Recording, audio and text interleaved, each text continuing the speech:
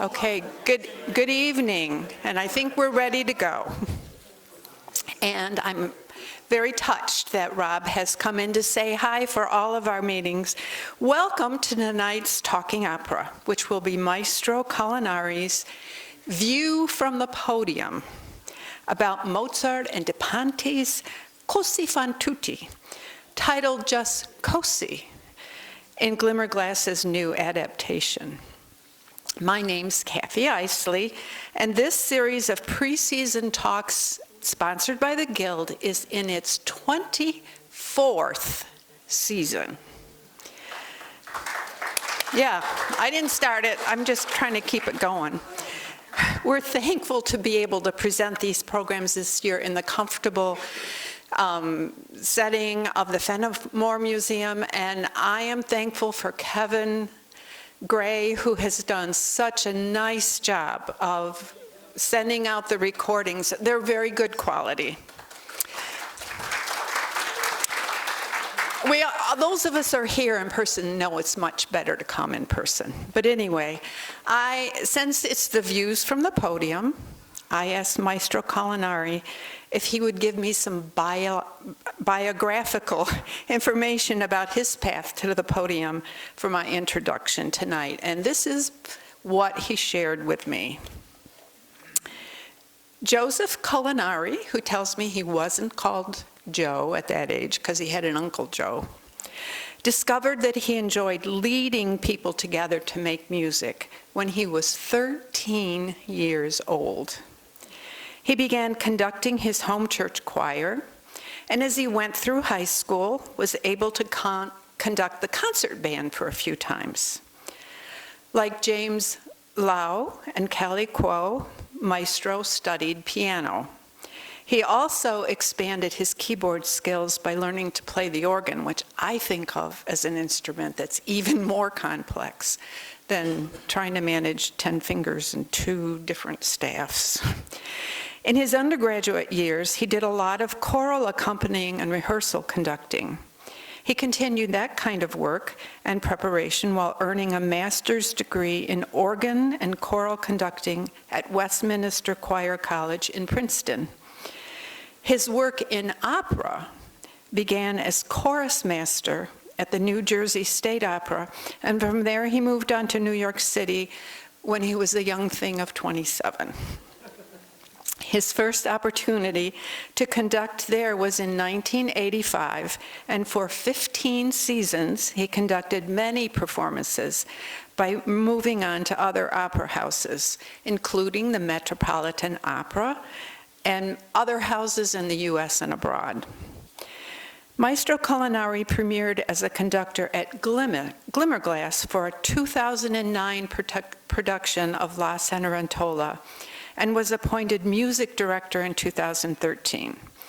If you look up his biography, you will also note he's acclaimed for his musicality in leading various orchestras. And when you think about it, when he comes to Glimmerglass, he knows a lot of those musicians. When he goes someplace else, he's dealing with a bunch of musicians he may not know. His willingness to invest in the training of young musicians, which we certainly see here at Glimmerglass.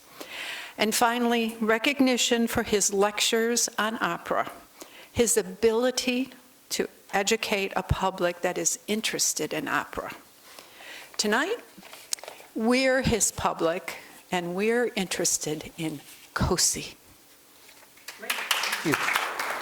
Thank you so much. Thank you. Hi, everybody. Now you've heard all about my childhood.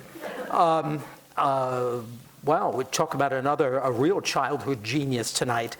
I certainly wasn't composing music at the age of 5, I can tell you that. I loved it, but wow, we are talking about one of the greatest prodigies in the whole history of world music, Wolfgang Amadeus Mozart, who lived from 1756 to 1791. If you do the math, that's not a lot of years, 35 plus.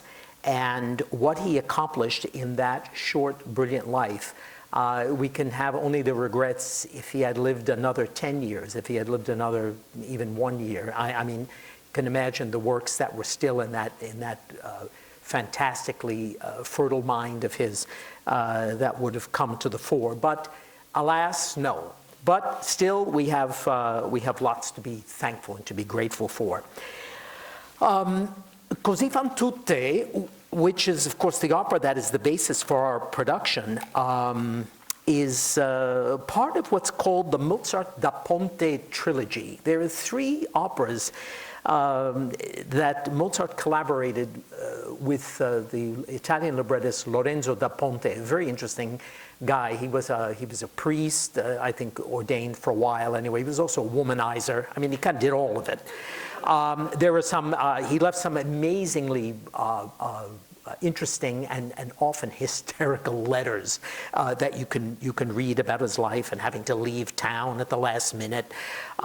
He actually wound up, Da Ponte, wound up in the United States near the end of his life teaching Italian at Columbia University. And I'm not making this up. He ran a greengrocer in Elizabeth, New Jersey. I mean, there it is. I live in New Jersey, not far from Elizabeth. I lived further up in Essex County in Milburn, and I often thought I really should get down there and try to find the address of this place and just, pose for a picture outside or something. It's kind of an amazing idea. But this trilogy, the 3 operas that they collaborated on all occurred in the latter part of Mozart's life, 1786, 87, 1790. And that's a lot of music in the span of about 4 years, 4 working years, certainly maybe 5. And the collaboration was intense. It was fecund, as they say. It's interesting that a lot of opera composers, Puccini, for example, we have, him with the team of Luigi Illica, Giuseppe Giacosa, produced La Bohème, Madame Butterfly, Tosca.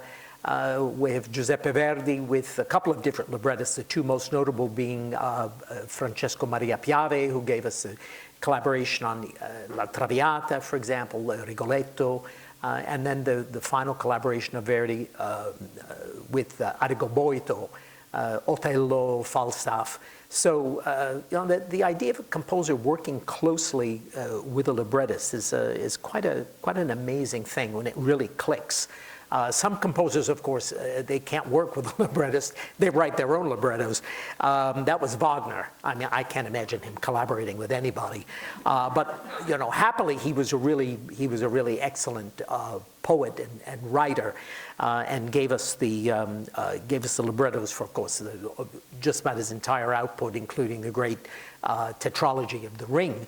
And also in Italy, the one who was copying that was Ruggero Leoncavallo, the composer of Pagliacci, which we gave here just recently.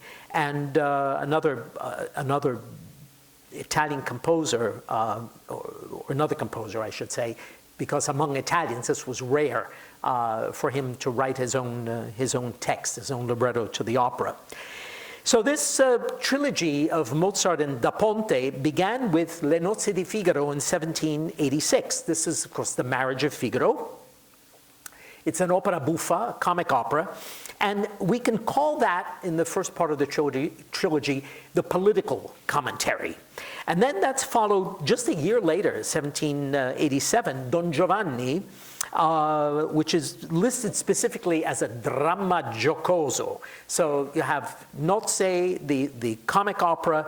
Dramma giocoso meant literally that, a drama, a serious piece, but giocoso, meaning that it has comic elements, like, the character Leporello, the servant of Don Giovanni, for example, gets himself mixed up in all kinds of adventures.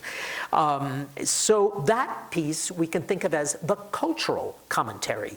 And then comes Così fan tutte, 1790, the third and final of those collaborations of Mozart and Da Ponte, also called a dramma giocoso. In other words, there's some serious stuff going on here about relationships, and this is, of course, a sexual commentary.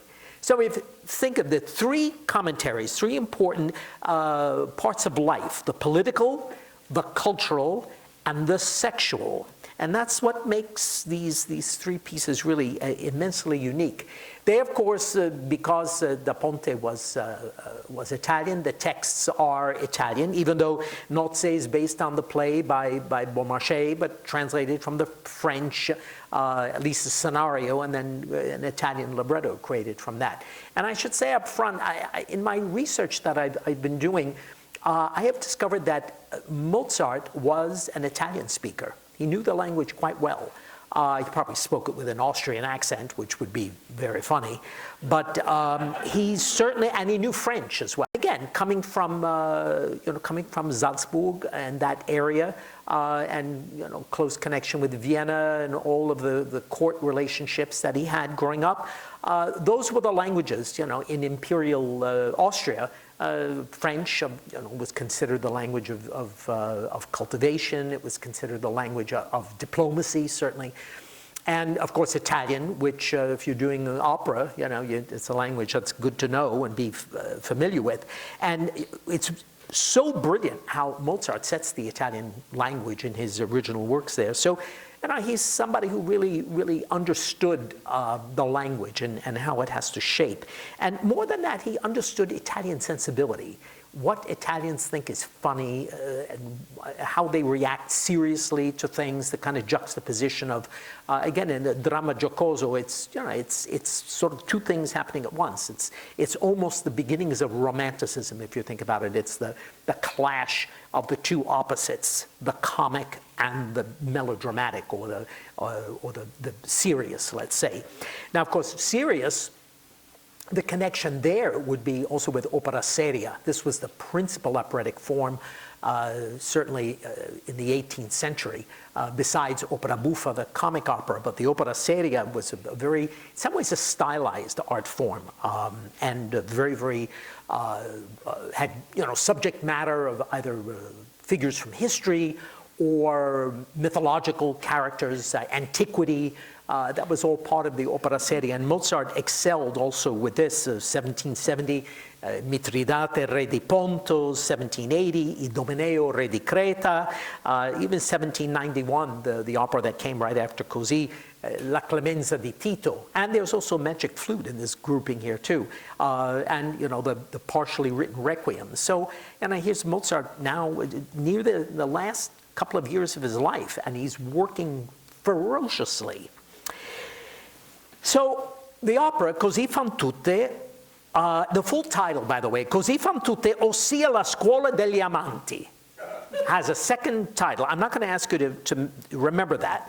But it's interesting, Così fan tutte, of course, since the original, it means tutte, notice it's a feminine plural. And the idea is, and così means thus, fan is they do, and tutte is the subject of fan. So you have to say not just they all, but all the women, fan, act così, like this. All right, it's a big general statement.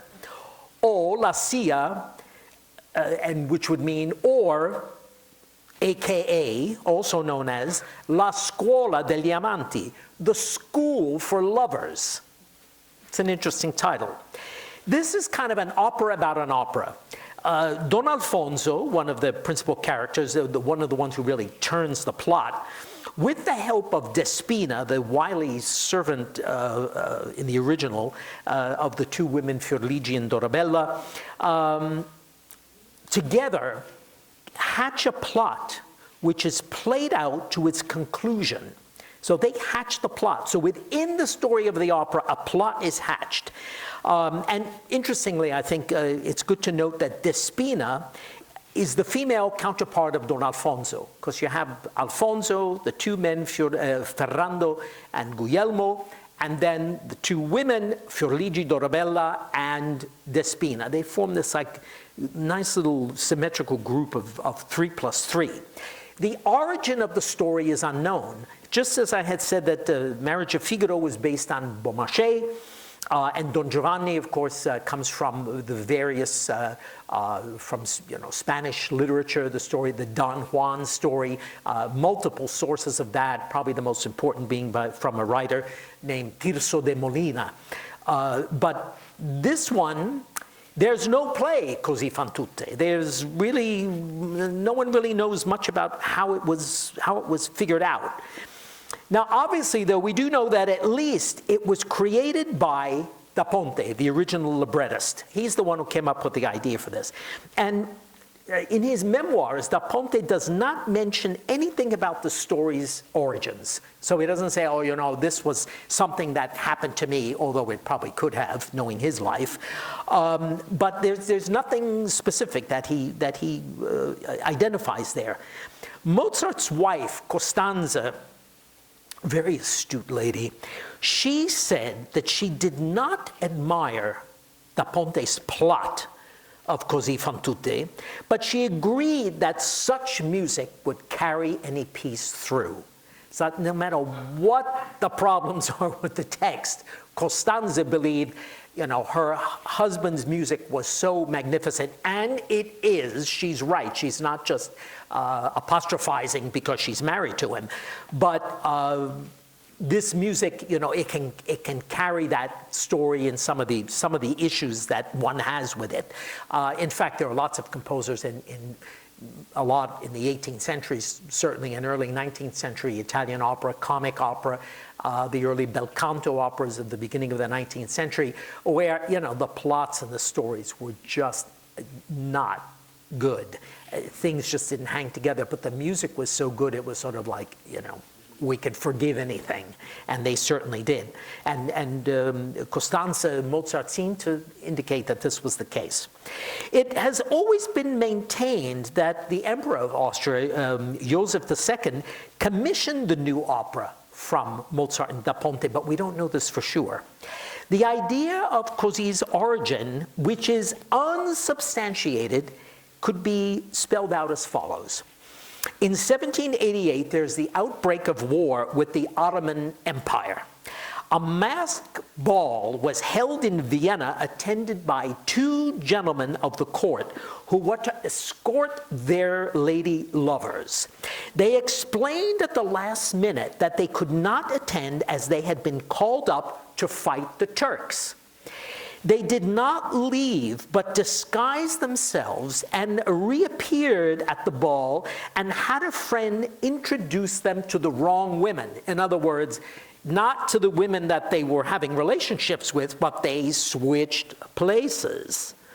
That is, Fiordligi, Guglielmo's lover, goes to Ferrando, Dorabella, who's Ferrando's love, goes to Guglielmo. So that's, we're mixing it up. And of course, that's what Da Ponte spells out in the original story.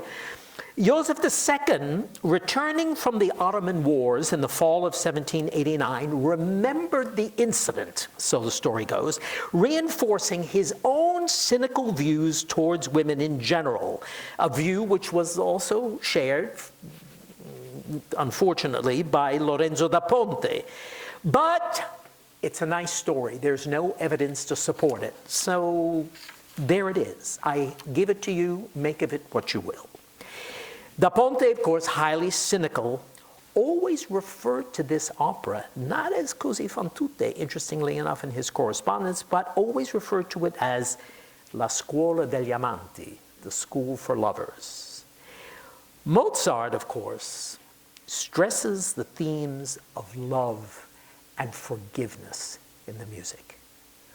Wolfgang Amadeus Mozart was not a cynic.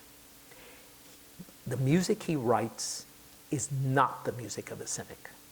He must have been an extraordinary person, I think, and not just by the movies that we've seen and all those crazy portrayals of him with that silly laugh and all that. But I would say that there was probably something in him as an artist, as a human being, that touched his soul about the world, about life, about relationships, about love, and about forgiveness. that he could buy. Maybe that middle name, Amadeus, which of course in Latin means either God loves or God lover. So there's something, I think, inside the soul of this great composer and artist that may come to the fore in these works. Now, of course, at the end of the 18th century, we find ourselves historically in the period called the Enlightenment. Cogito ergo sum. I think, therefore I am. This, of course, is the famous motto of the philosopher and scientist René Descartes, who, with that sentence, really launched the Enlightenment, the age of reason. Think about it. Cogito ergo sum. I think, therefore I am. It's not I think because the Pope has told me to think that I am this or that, or my readings of various religious texts have told me that I should think this or think that. Rather, the idea is generated from the human being, comes this innate sense that one can say, if I think, therefore I exist, I am. And because of that, I can do many things. That underlines the whole idea of the freedom of the human being. Individuality, it's a huge responsibility, huge. People no longer under the thumb of either the church or religion or politics or the government or anybody to tell them how they have to act and how they have to be. The 18th century was a progression in its time of the age of revolution, the scientific revolution. Ideas beginning really with the roots in the 16th century, scientific principles of Isaac Newton, getting hit on the head apparently with an apple, and you know, the idea of gravity hits him, literally. And physics, the great developments of physics. Galileo and Copernicus in astronomy. You know, the idea that we live in a heliocentric, at least, solar system. And the church was outraged. I think it was just, what, in 2001 or something, when the Vatican finally said, we forgive Galileo, he's no longer excommunicated. It took a while for them to say, and everybody's looking at them. We know the sun, you know, the earth does not go around the sun, but yeah, these things take time, I guess. The Industrial Revolution, the invention of the steam engine, textile weaving machines. I mean, in some ways, this was like the AI of its day. People were getting, you know, the economic world was shifting, people's jobs, the whole what they can do. I mean, it's a wild change of time. Political revolution, a rejection of the monarchies in Europe especially, and even in America.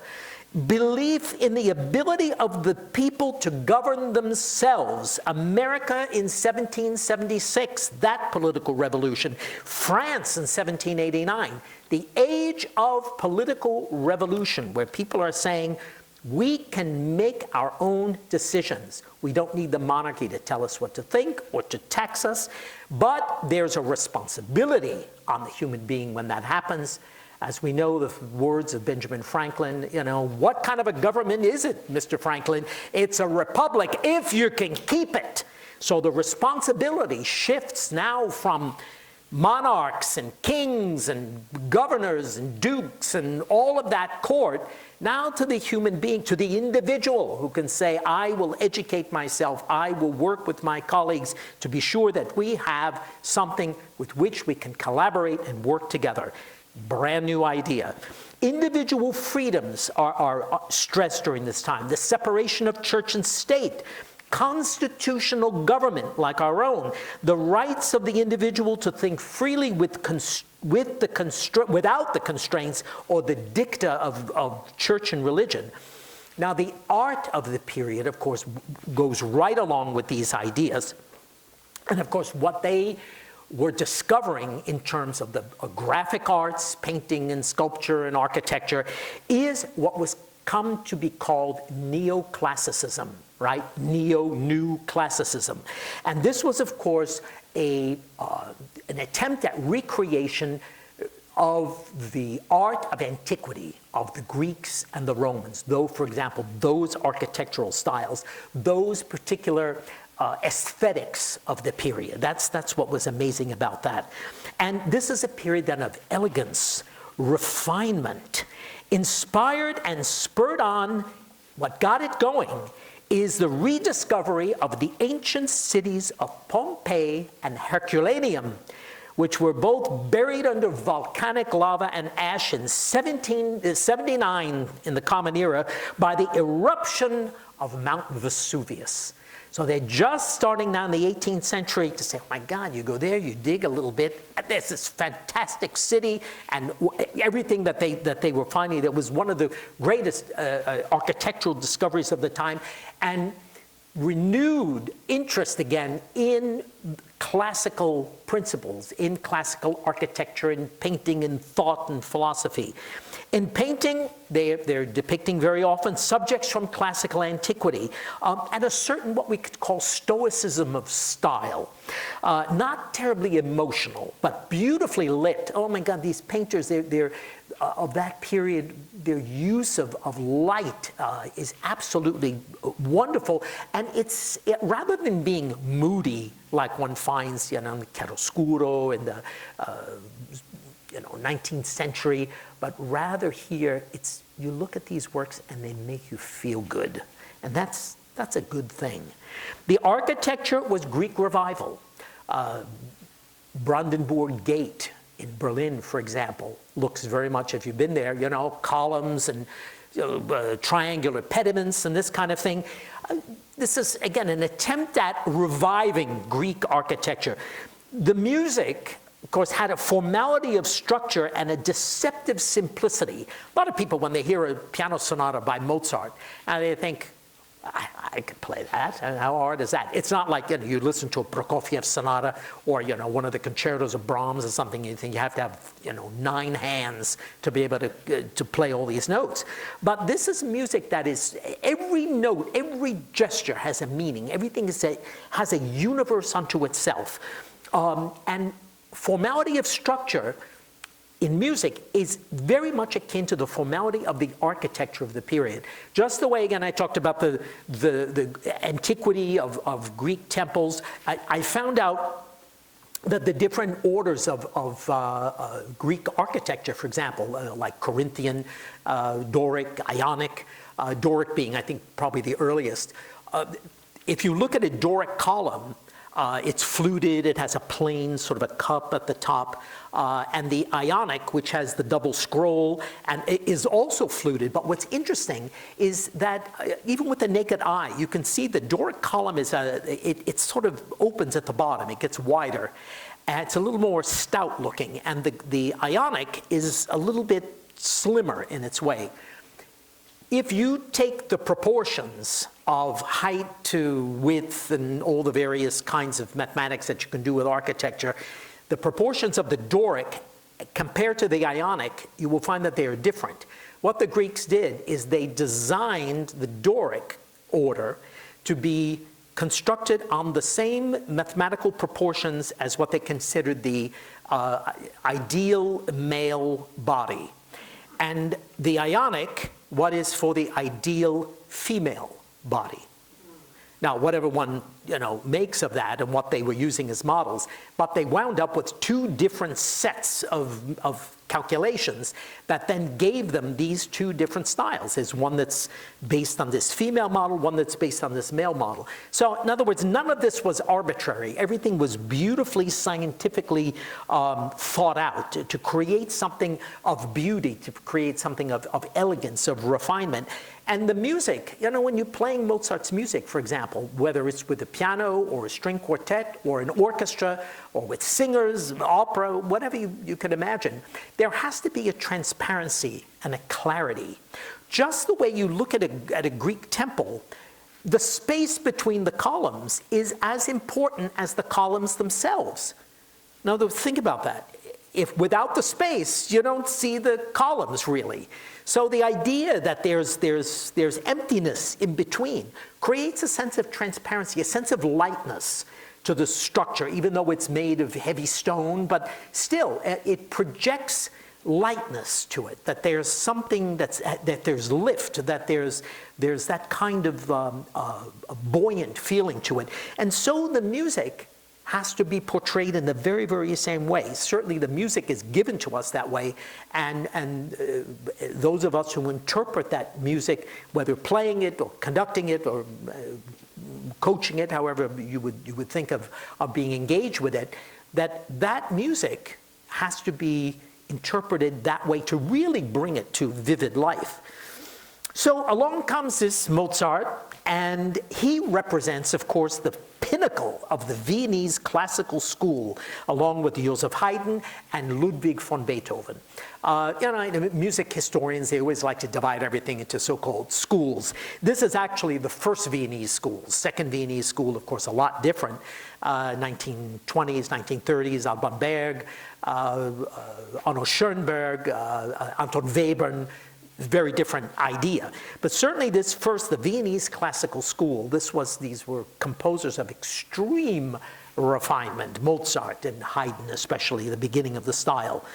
The style is melodic, which for opera is a good thing. It has formal perfection, the perfection of the sonata form, of the rondo form. These are all forms that you find in the operas of Mozart as well, too. Think of them as architecture. You can't just build a house and say, oh, we're going to put a wall like about 8 feet over there. Yeah, what do you want to do about the roof? I don't know, throw it over there, maybe. I mean, the thing will fall down. For them, everything had to have proportion, like I mentioned with the Greek column order. You had to have the walls a certain way, the height, the ratio between the width and the height of the roof and all of that. Everything had to be very, very carefully worked out. And so with the music, these forms help to give the music structure. So it's a way for you to experience. So the music is not arbitrary, but you hear it given to you through a structure like this, an oral structure. There's also incredible richness of harmony and texture. And it's subtle. This is not music that goes like this. All right, Tosca, for example, Puccini, you know from the very first 3 chords of that, you're in for it in the evening. Mozart, it's a different, even in the serious, the start of Don Giovanni, for example, they're resting, but there's a restraint to it that's neoclassical in its very way. The embodiment of the principles of the Enlightenment, thought, and philosophy, these Mozart absorbed and synthesized in all of his music. And in fact, he was able to be a genius in all the genres of the time. He excelled in every medium: solo keyboard, concerti, solo instrument and orchestra, the symphony, chamber music, string quartets, piano quintets, woodwind groupings of all kinds. Choral music, both a cappella music, because he was a church musician. He was in the service of the Archbishop of Salzburg for a while, very unhappy, unfortunately. Archbishop Colloredo, who was not a really nice person, and treated Mozart kind of shabbily and didn't pay him a lot of money either. But still, he produced a great deal of fantastic music for the church. And of course, opera. He was the most universal composer in the history of Western music. Whatever he touched turned to not just gold, it was platinum. He simply could do it all. He and his sister, Maria Anna, were the youngest of 7 children, and they were the only survivors. So the other 5 siblings did not survive childhood. He exhibited great musical gifts at an early age. His earliest composition dates from 1761. Now remember I said he was born in 1756? 5. In his sister Maria Anna's notebook, she used to write her little brothers, she, of course, being an older sibling, she used to write down the little pieces that he would compose. We have, and there is a catalog, it was a person who cataloged with numbers all of Mozart's works.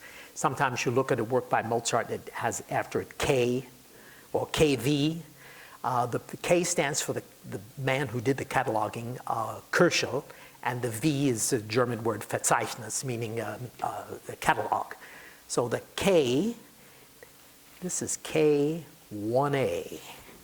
This is the first one.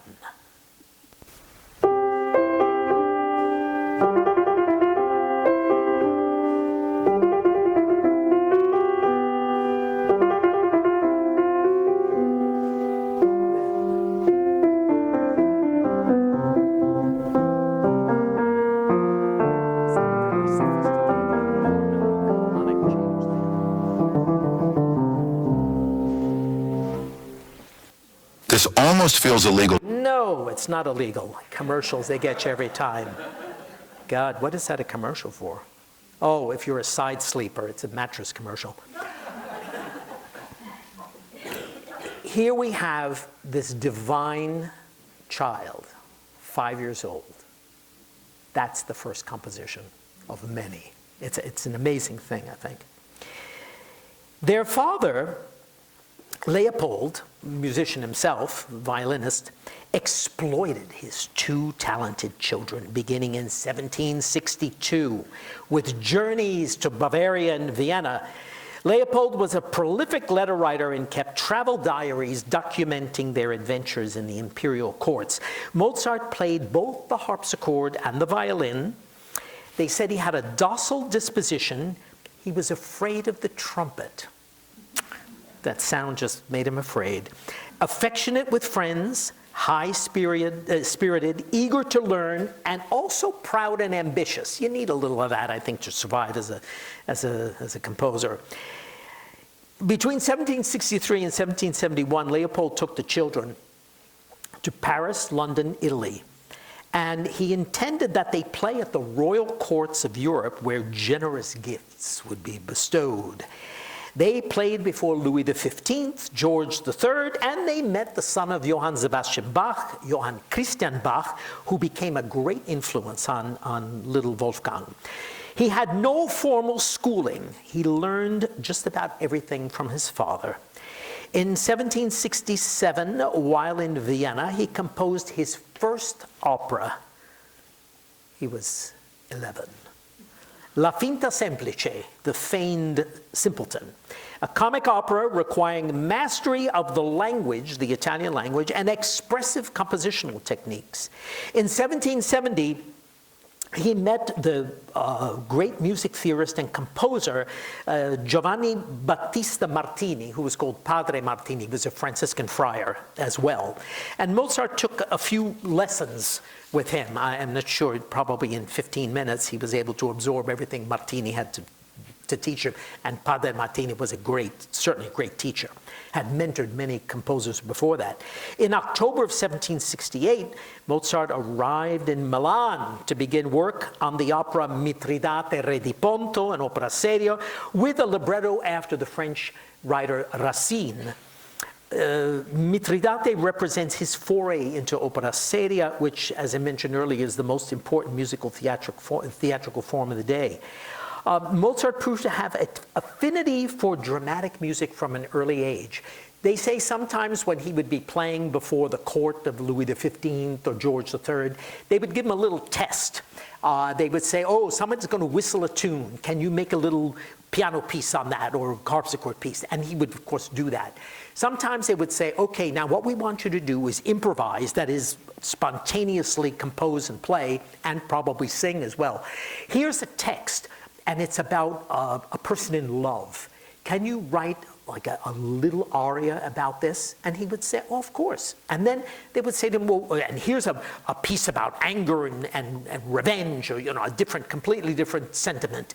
And he would be able to compose something thoroughly appropriate on that. So he understood how to take those situations and sort of embellish them and express them through musical notes. That's the great gift that he had, the ability to express human emotion through musical notes. Verdi had this, Puccini had this as well, and of course Mozart in great degree. As I said, he spoke the Italian language well. He spoke German as a native and French, and he proved to be a strong influence on the Italian bel canto through Johann Simon Mayr, a Bavarian composer who, of course, knew Mozart, knew the style, a Bavarian who then traveled from the Austrian lands down into northern Italy, specifically to Bergamo, where he became the teacher of Gaetano Donizetti. So I mention that only to say that there's a link between Mozart and the whole 19th century Italian bel canto, Donizetti, that leads to Verdi, that leads to Puccini. Mozart is part of that line, even though he is Austrian. I always say he's an honorary Italian in any case. Mayr was a contemporary of Mozart, a skilled composer, church musician, and again brought this tradition down in probably the most important ways. He's certainly the important link between the opera seria style of Mozart and Christoph Gluck with the Italian melodrama of this period. Bridges now neoclassicism and the burgeoning romanticism. So Mozart is indeed part of that continuum. Now, I thought it might be good just to listen to a few examples of music from Cosi fan tutte. For example, Spotify went away. I hate that. Okay, well, don't worry, I can get it again. I just have to log in. I thought it would be good for us perhaps to listen to a little bit of music from the opera. And first I thought it would be good to hear some of Mozart's, when we talked about his ability with love music. I thought it would be interesting to see what it is that his love music, like Ferrando's beautiful aria in Act 1, Un'aura amorosa, as he sort of muses on his love for Dorabella.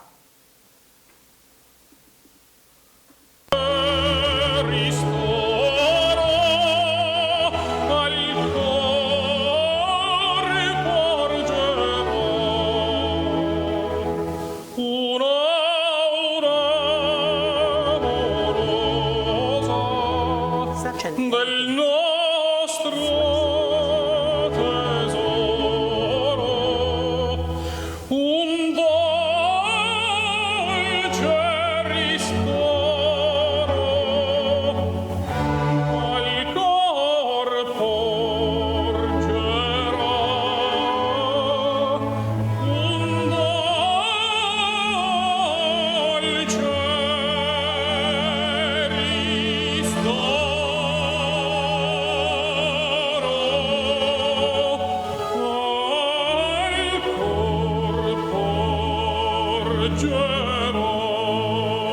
Or what about this? The formal perfection and richness of harmony and texture in Dorabella's raging aria, Smanie implacabili, raging over the fact that Ferrando has left.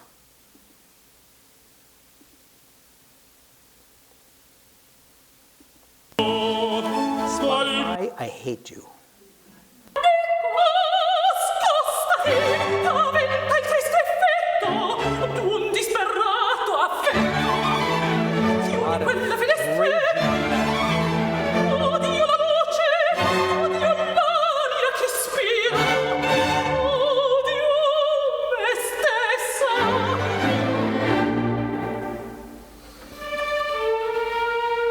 Mozart captures all of Dorabella's very smooth from rage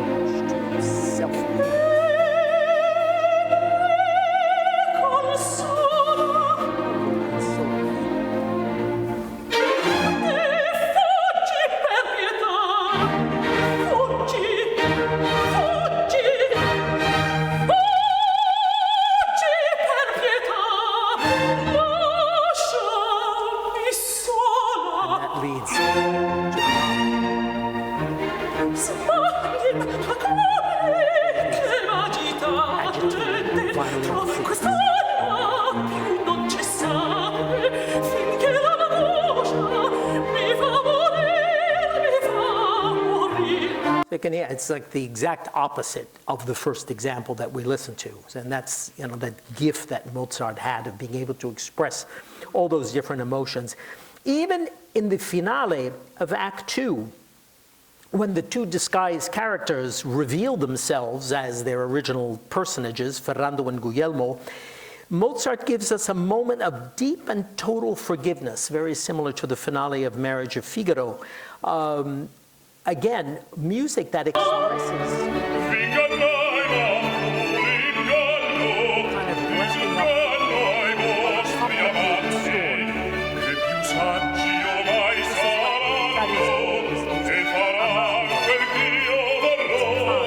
a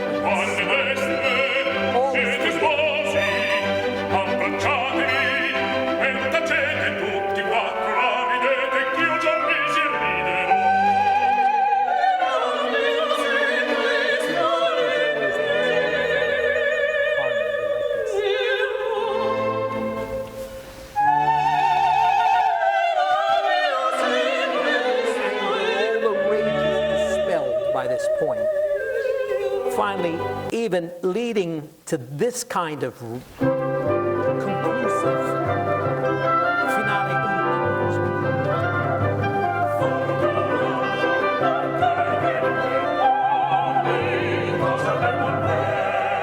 It starts quietly.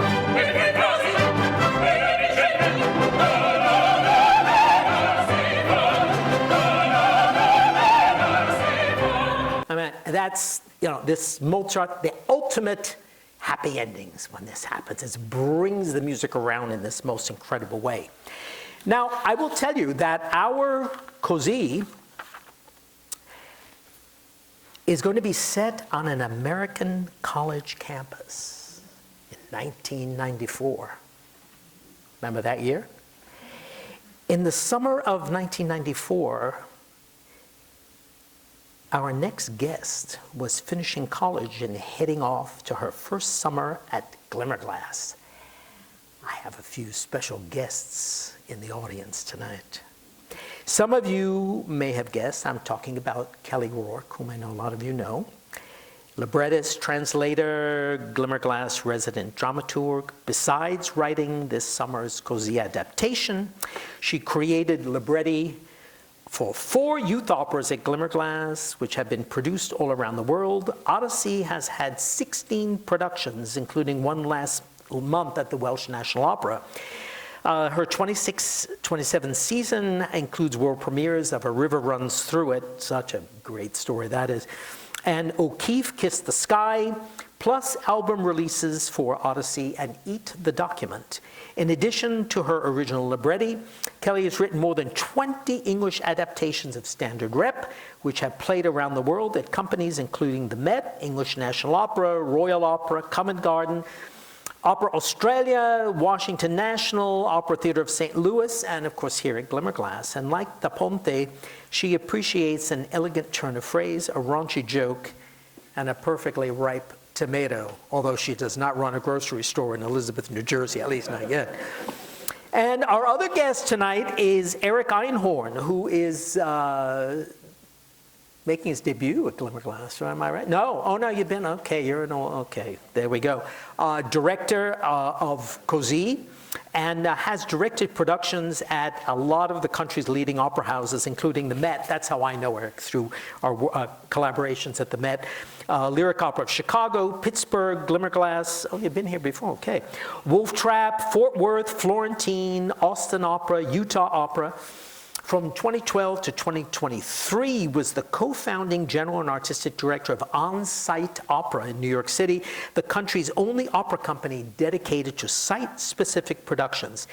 These immersive site-specific productions perform to critical acclaim in venues and institutions throughout New York City and beyond that range from community gardens, historic homes, restaurants. That sounds pretty good to me. The American Museum of Natural History, the Metropolitan Museum of Art, Atlanta Botanical Gardens, and Australia's Yarra Valley Opera Festival. And then coming up in the 26-27 season, Eric will begin his tenure as the General Director of Opera Delaware in Wilmington.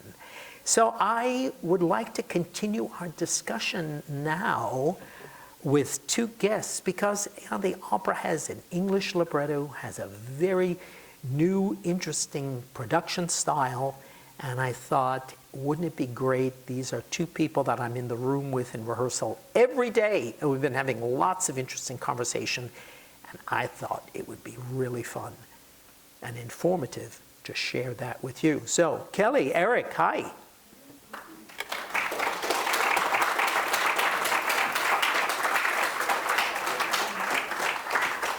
All right.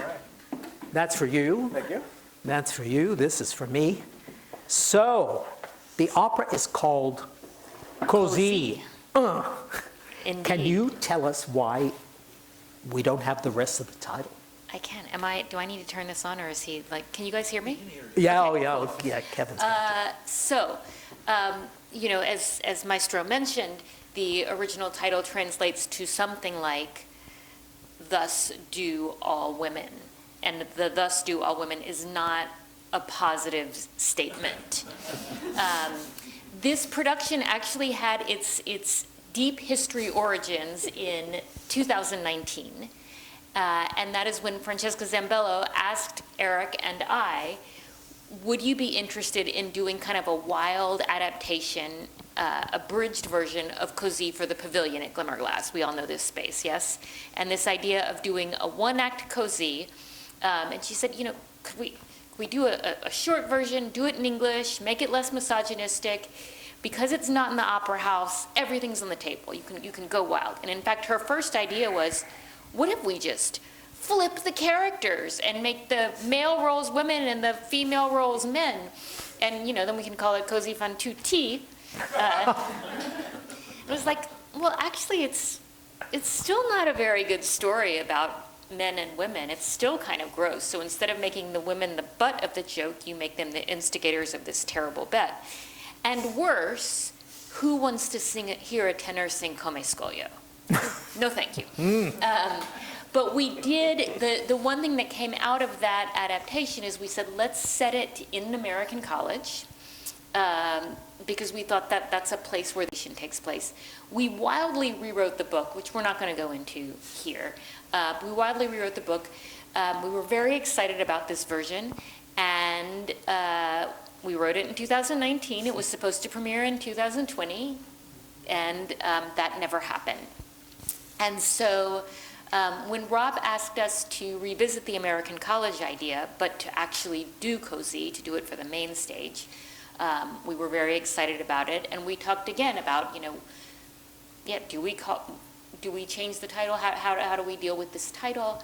And we did, I think, talk about Cosi fan tutti and make it gender-free that way. Because the thing is, I think De Ponte got the title wrong. Because although the title says this is what all women do, it really is a story about the worst and the best of men and women. The frame doesn't tell the story, even if you were going to do the most traditional version of the piece. So we said, what if we take the gendered part out of it and we just say Cosi, like that? And I was actually thinking as you were speaking, this would be a good, I want to seed this phrase into everyday language for the Glimmerglass Festival and for Cooperstown. So do you want to talk a little bit, I was thinking so what are some examples of Cosi usage? Because it really means like that. Like when I am planning my garden and I'm, putting the things around and arranging, and then I'm like, okay, now I'm ready to dig the holes. Cosi. I'm sure you've probably had that experience, right, Joe, when you are working with the orchestra and you're like, no, a little bit lighter, a little whatever, and then they finally get it right, and you say, Right. Cosi. yeah. So there's your phrase. So it's the accent on the act. Cosi.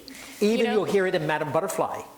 The end of the second act, when she tells the child, she says, and now we're going to make 3 little holes so that we can peer out and watch for Pinkerton to come up. And when the holes are made, she says, Cosi, just like that. Yeah. So there's a new phrase to maybe work into your vocabulary. Right. So that's how we got to the title. I can't remember what we were going to talk about next. Do you want to throw me a question? Oh my God.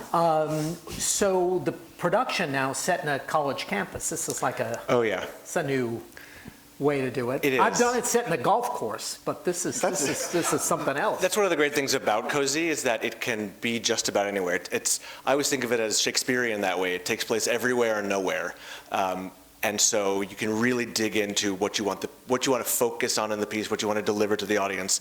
And as Kelly was saying, the idea of a college campus really created this framework of a place where, as young adults, we go to college, and it's a time for us to assert who we are, try and figure out who we are. It's a time where we can make mistakes and have to figure out the consequences of those mistakes without our parents, without the close community we grew up in. It's a place of wildly fiery emotion, for good and bad, intense joy, sorrow, happiness, love. You know, the person you start dating freshman year, you are in love, and of course you'll get married, and everything is perfect. And college really is the great setting for that. It solves a lot of the challenges that people often come to Cosi with. It's melodramatic, it's too extreme, it doesn't make, who are these characters?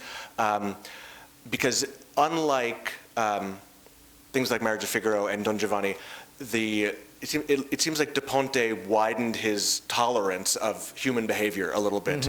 The others hew a little closer to what we would perceive as reality of sort of a more normal tack. And again, so a college really encapsulates all of that really nicely. What also the college environment set for us was the character of Alfonso, who in many productions traditionally is seen as an older character talking to younger people.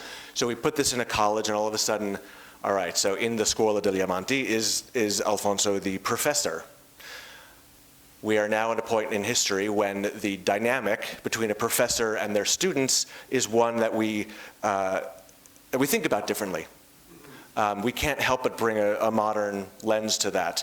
But we needed to find somebody who was able to have this familiar relationship with everybody there, that could go anywhere, do just about anything.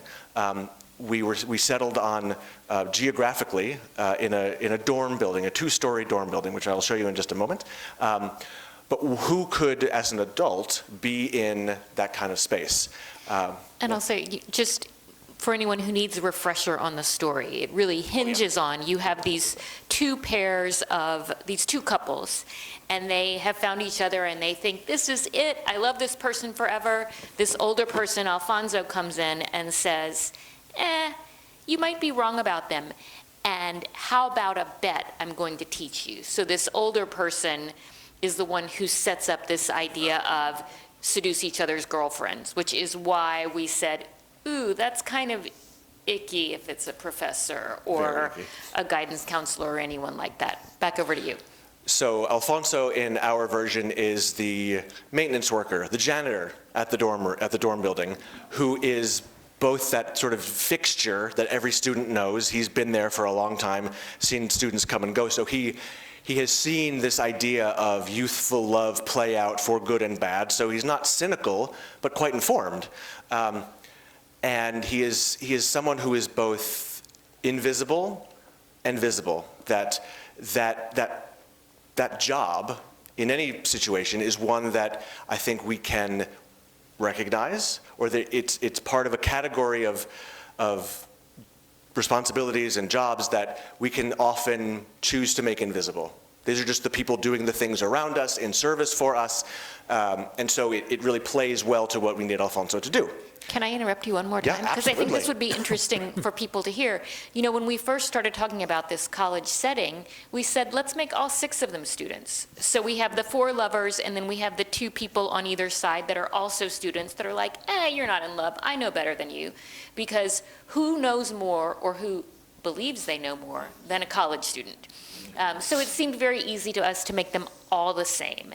And I remember getting a text from Rob saying, what do you think about Kevin Burdett as artist in residence? Does anybody remember Kevin from being here in years past? The most amazing singer, comic actor, human being. So Rob texted me, said, we could he could be Alfonso, and I immediately said, yes, oh my God, yes. And Rob said, well, what does that do to your concept? And I said, Kevin Burdett is our concept.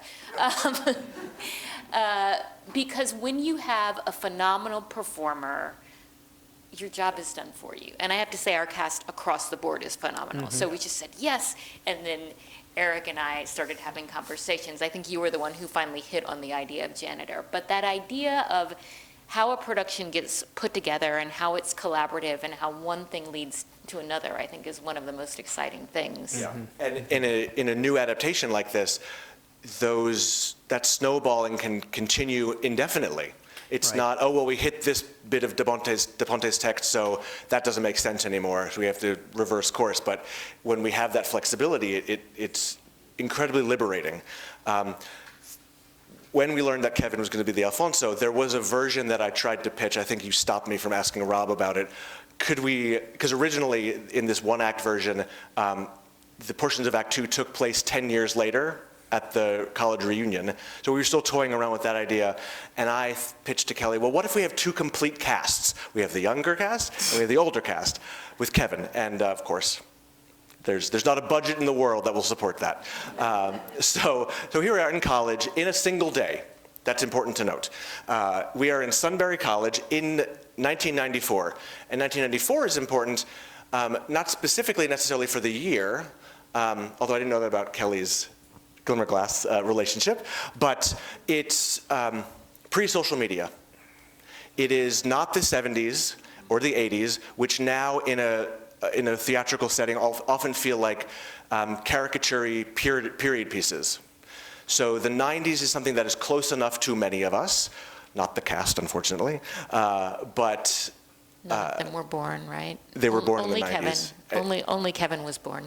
Yeah, some late 90s, sadly. But it is a time when you could make a mistake in college and it never went anywhere. You didn't have to worry about somebody taking a picture, posting it on Facebook, and it torpedoes your job prospects 3 years later. The ability to make choices, and the only people that know about them are the people that can see it. So it created this really interesting space and changes the stakes, because typically Cosi is done with just the 6 principles. But we have a chorus of students who, for most of the opera, are there on stage with us. So like I said, it takes place all on a single day, and this particular day is Halloween, 1994. And we arrived at that because in trying to tease out the challenges of Cosi, you have the men coming back in disguise and the women not recognizing them, which is another criticism of the piece that many people have. But for us, we thought, okay, well, what if it's a masquerade party or a costume party, or so that everybody is in disguise, and therefore, like any masked ball or like Carnival in Venice, anything goes, potentially. We allow ourselves to become who we might want to be, who we couldn't be with our friends and family. But the minute you put a costume on, you put a mask on, you can be whoever you want to be. There's a meta thing here about why people are opera singers, or why people are performers at all, that change of personality. So here we are in the dorm, extensively researched down to the upholstery on the couch by James Rotondo, who's designed Pagliacci here a couple of years ago, has been a fixture at the company for a while. You have your elevator, which we're staging lots of elevator jokes. You have a foosball table, which gets significant play. So this whole lounge area, a functioning vending machine, a bathroom. In the tradition of Tosca, we must have a bathroom on stage. I will just leave it at that. And we have the dorm room of Dorabella and Fiordiligi. And what Jimmy and I really worked on, and actually came into play quite a bit when Kelley and I were working, is I think Mozart works best when you put the world on stage and you let it happen. It's not like later opera that's sort of scene by scene by scene, you were to go to different places and things like that. This is a giant jungle gym and sitcom set that you will see it activated the entire evening. It's not just there's an aria, there's one person on stage. It is quite full with incredible Halloween costumes, ridiculous action, sublime singing, which I can show you some costumes unless, how are we doing on where we wanted to go? Costumes, designed by Beth Goldenberg, who most recently designed Sunday in the Park. She was a costume designer on that, yes. A wonderful collaborator. So we have our wonderfully crafted 90s fashion. Even today, Beth and I were talking about Fiordaligi's jeans, and you might remember that in the 90s, we loved to paint patterns on our jeans. And so Fiordaligi will have flowery jeans. We have Ferrando and Guglielmo, who are our football players, who go off to war, not to war, but are so badly injured in football practice they have to go to rehab. And that is what takes us away. For the Halloween party, the idea is that the four lovers were meant to have a group Alice in Wonderland costume. So we have Alice, we have the White Rabbit, and the boys were meant to be the Mad Hatter and a playing card for the Queen of Hearts court. Of course, by going away, they mess up the whole costume idea, but we're left with Alice and the White Rabbit, and Dorabella, who will be the rabbit, really is the one that entices Fiordaligi to peer down the rabbit hole and make the choices that she makes.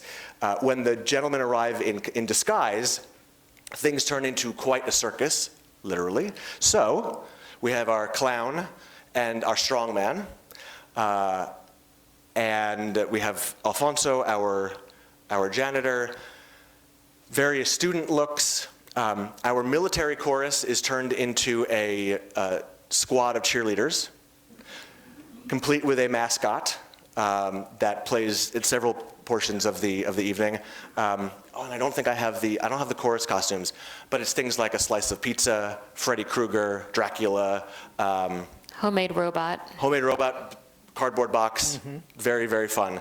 And again, it's just the interesting thing about talking to the entire cast and the ensemble about this is, like I said, because most of them weren't aware of the 90s, to explain to them back in our day what it meant to not have a cell phone, what it meant to have to use a corded phone, and the amount of time we've spent staging our Fiordaligi using a phone with a cord, and how you have to dial it, and how you have to hold it, and what we did with the cords, and what life was like when you knew this stupid thing I'm doing at a party, it's just going to stay here. It's remarkable. Nobody thinks that way anymore. So it's been a really fascinating process that way. And I think what's really interesting, as we've been working through it with the cast in our daily staging sessions, is how we are interpreting and sort of handling the text. Maybe Kelley can say something about the style of the text. Because again, you started with Da Ponte as the launch point, which is a metric, Italian, poetic kind of text. And now, how did you decide what kind of English text is going to be the most appropriate for this?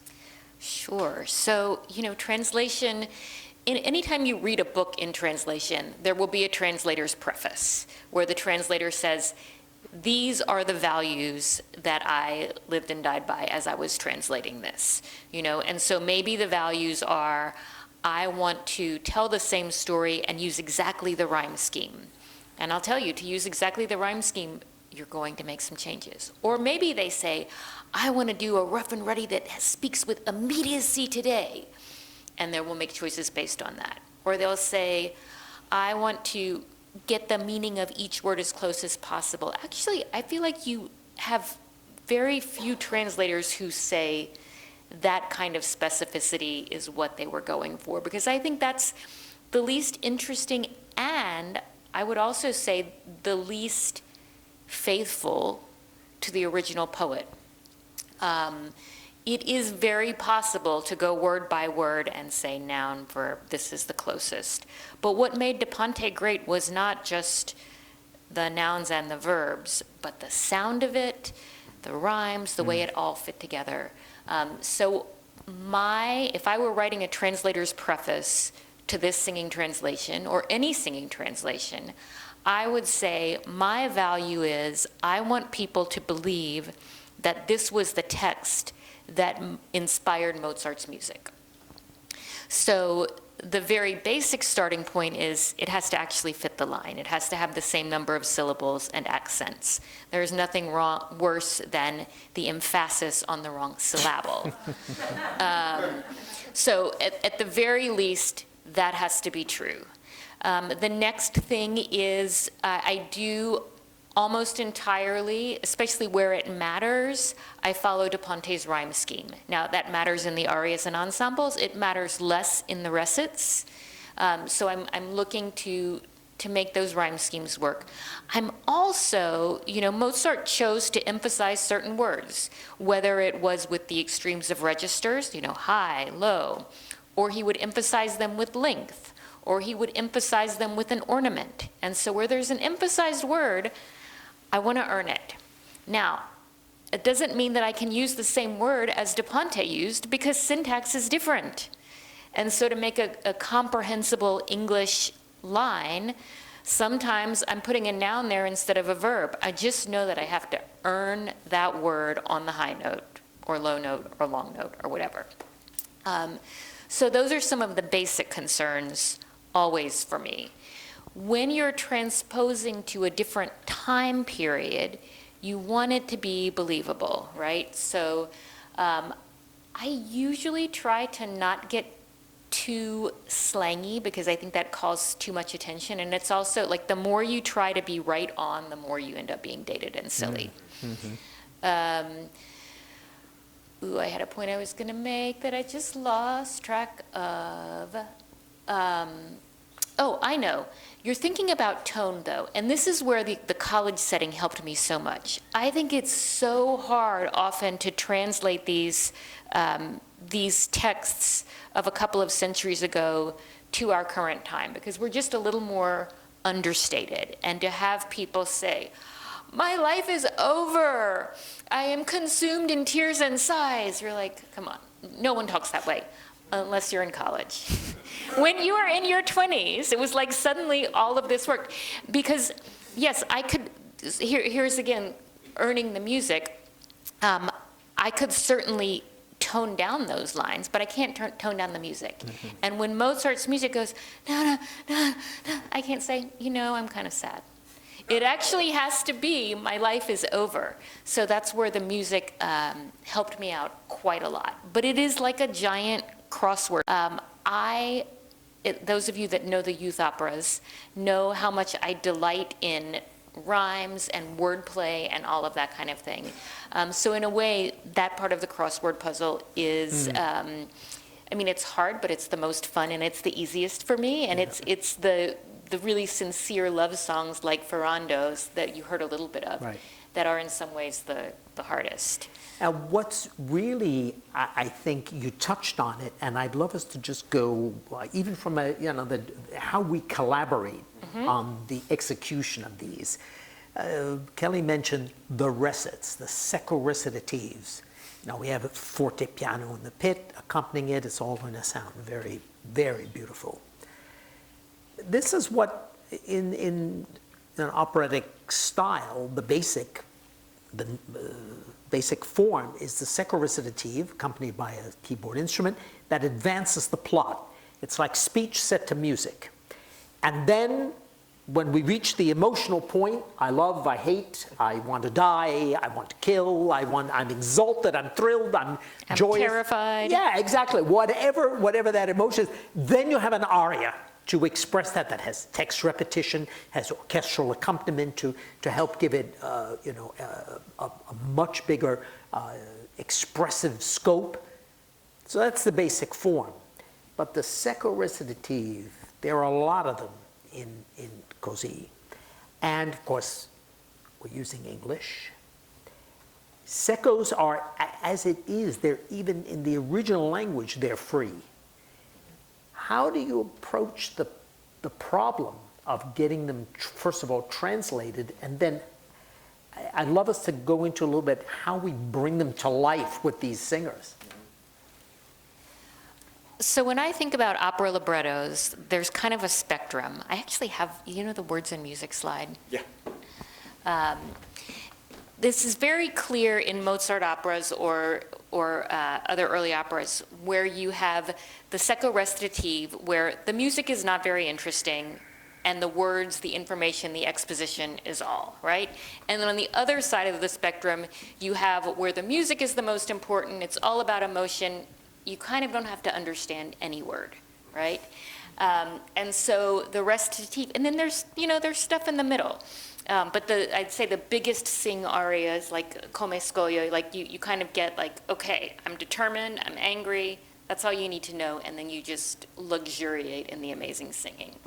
Whereas the recit is really important exposition. It is there for the exposition, it is not there for the music. Right. It can get a little tiresome to listen to, it's just how do we get the information out?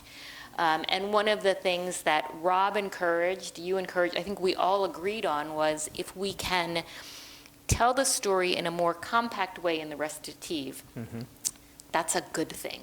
We don't need to listen to forte piano jangling along for days, even though we have beautiful continuo playing.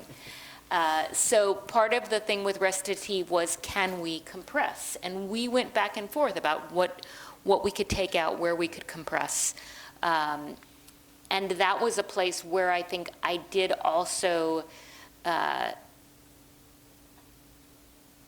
the most freedom in terms of how I translated things and make them a little bit closer to the production. Whereas for those big emotional arias, they're mostly not quite as production specific, because to say, whenever she's near me, everything is all right, that's a sentiment that has no period. Am I getting at what you were asking about? Say more. It's one of the challenges that we actually have to deal with. And we have Lynn Baker with us, who's an English diction coach. And we all had to sit together and decide, because it's 1990 speak and not 1790 speak, that it has an updated feel to it. Words that are not, as you were saying, they're not direct translations of the Italian, but in the sense of, and the way to be able to propel the story in the right way. And so, I mean, as certainly, even though I don't conduct the secco recitatives, but I am responsible for their coaching and their execution. But again, Eric will say, well, they're going to enter here and move here, and maybe this mood, because the secco recitatives, by the way, they give you a name. The only information you get is this: here are the words, and these are the notes and harmonies. There's no dynamic, doesn't tell you loud, soft, doesn't tell you the speed. All that information which one gets in an aria or in a duet, a trio, finale, none of that is there. They are meant to have the freedom of the dramatic moment. So that requires collaboration with us. And then, of course, we have your translation. So if somebody says, oh, wait, could I express this? I'm feeling maybe this word or that word. Sometimes we make a change. But again, we don't just arbitrarily say, oh, yeah, take that out, put that out. We have a discussion. Kelley, why did you choose that? Could you live without that? Sometimes you'll say, no, I really need that because I'm trying to create this particular one beat to the next, connecting something. Or sometimes you'll say, cut it. If you don't need it, happy to just snip it away. So there is that. And Eric will sometimes ask for a certain speed of movement, and I'll think, or a certain bit. We had this not in a recitative, but with the aria of Dorabella, the Smanie, which I played a little bit of. Toward the end, there's a cadenza, where the orchestra sort of holds a chord, and she has a note from Mozart, just he puts a sign meaning improvise how you wish. Well, why? What's happening? And dramatically, Eric had her with a letter, right? And which she then drops. And I said, wait a minute. As that goes down, we should have a vocal line that traces the path of that. It's a great moment. Yeah, It's a great and we moment. had this, and then Michelle Mariposa, who's a wonderful singer, cast as Dorabella, and she said, "Oh my God, that's going to." There was a reaction from everybody that thought, we saw the real kind of marriage of text and musical style and all that, which is what makes this collaborative process, I think, so important. But getting Mozart's notes, which again, as I talked about at the beginning, in a kind of restrained neoclassical style, with then a text that does 1990s sensibilities. We're walking a line here to make sure we get all the things we need, I think. I think very successfully. But it's a lot of discussion. It's a lot of trying things and reining singers in. Sometimes and saying, no, maybe not them. Or sometimes, wow, yeah, do that, do more. And experimenting. Yeah, that's the great thing about recitals. You can do them 1,000 different ways, and we try Right. different things in rehearsal. And it's a blessing and a curse to have all native English speakers. Right. Because if you're doing this in Italian, everyone can think, okay, what do I think the word Cosi means? And you talk about the underlying meaning of the poet. We somehow, without any disrespect to our living poet, we look at De Ponte like it is this poetry to be honored in a way, even though we know he's quite a human poet that way. But having English speakers, there's the added layer of, well, if this were just spoken text, I would say it like this, or I think that's the emphasis on this word. And that's both helpful to say, okay, right, take that and apply it to the musical line, which you didn't do before, but it is that familiarity with the language that helps us, but also takes away a portion of recitative work that we traditionally do in a fascinating sort of way. You don't have to talk about, okay, well, what does this scene mean? We all know. Right. So Yeah. it's interesting that way. And I think what we're all after, and I hope maybe you have too, but I've started to notice, we're only in week 2. I don't know, it feels like week 4, but it's week 2.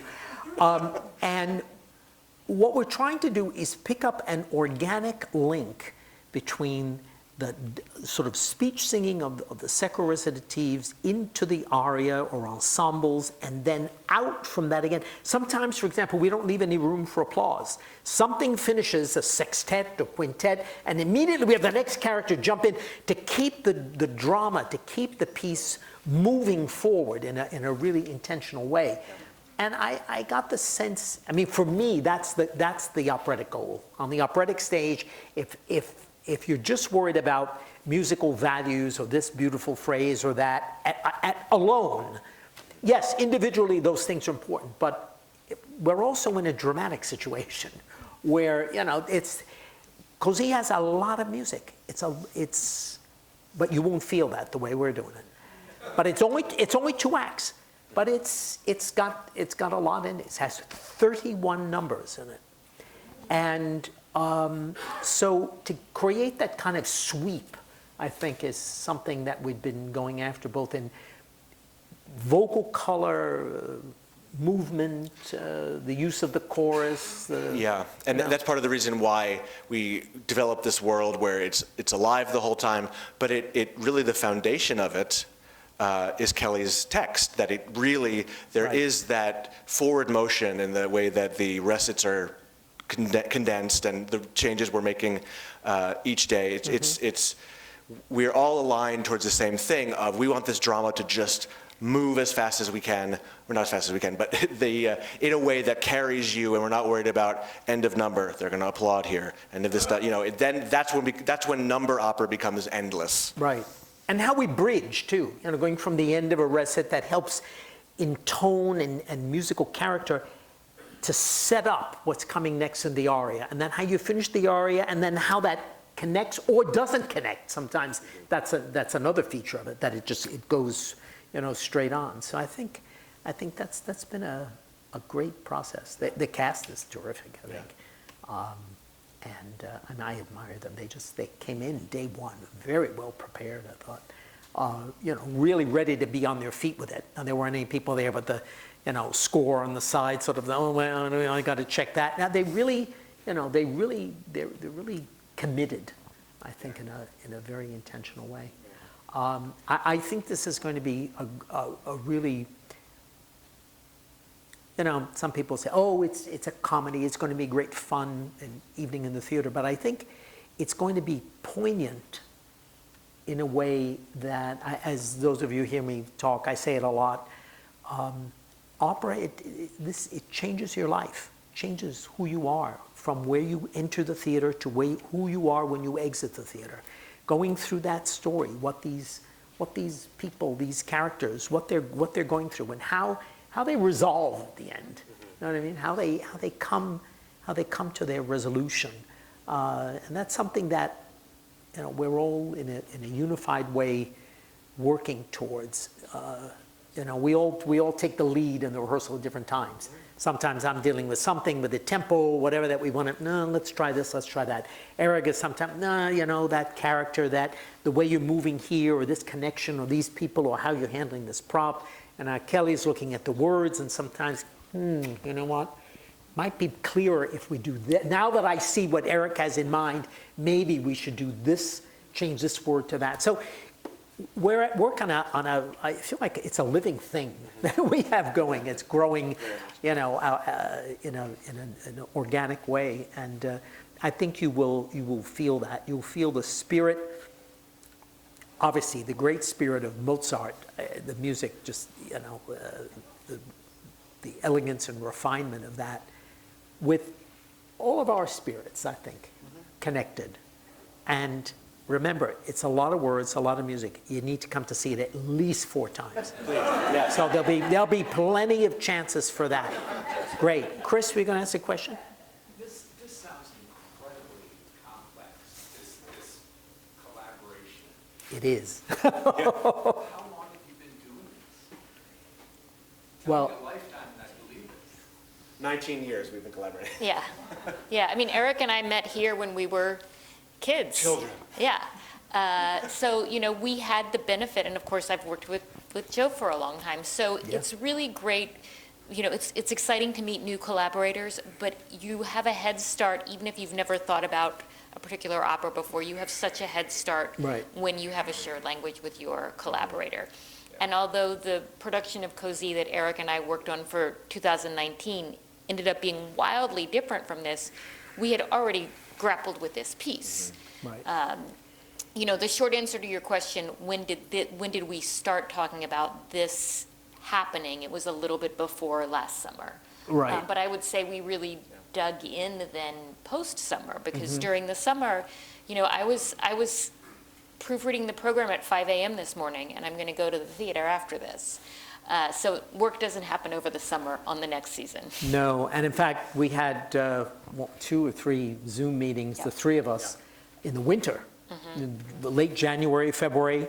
We're always pushing to say, no, the sooner the better. Let's just get in there and break the ice, and we'll discover where the rub is, or the cracks are. Let me think about that, and we'll come back again. So I still have I have a folder from those meetings, handwritten, yellow legal pad notes as we were going, with my scores open, all around me, so that we could really, figure out what we wanted to do. And then collaborating with the library to produce the edition, our wonderful Bill Manley, the essential librarian of Glimmerglass, without whom not much would happen, who just worked, oh my God, another fantastic collaborator with us to get it put together. So, other questions? Anybody? Yes, Linda. Yes, back to your historic prelude of how shocking this was when it was first created. And, often look at how society looks at what the artists present and how sometimes it's shocked. And I always wonder about what is the driving force for this about? I mean, is it giving them what they want, or are the artists really trying to change the consciousness of society? And I say that because I'm comparing like the waltz and how long it took the waltz to be legitimized, or the Impressionists and how shocking, because they were not neoclassical, right? And it just impresses me how shocked society can be by artists. I'll also say that the critiques for Cosi have changed over the years. It was not the original audiences. The original audiences were not so shocked about the morality of the wife switching or misogyny. Like, that wasn't on their radar. They thought this story was just a little frivolous and beneath Mozart. So those things change. I mean, and in terms of artists were always following our nose, right? And following our nose might mean I love that old thing, and it might mean I want to do something completely new. You know, we just put Fellow Travelers on the stage. Greg Spears is a 21st century composer, and you hear in his music minimalism and troubadour music. So I think every artist is, they're following their nose and their impulse. Right. They're not saying, I want to shock people. They're saying, this is a story that I have to tell, and this is what I want to put in the world. And those that say, I want to shock people, it never works. Never Right. works. Yes? This is Kelly. When they talked about how many times the children operas were being produced, I know we all thought they were wonderful, but why has this caught on in other opera companies to do the children's operas?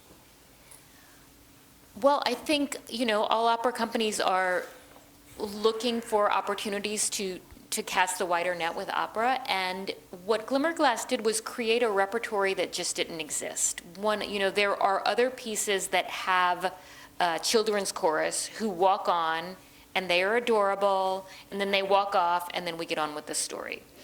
And Francesca's brief was, can we make operas for young people to perform and feel a character arc, and can there also be a couple of adults in there so that there's a real musical payoff? That repertory didn't exist.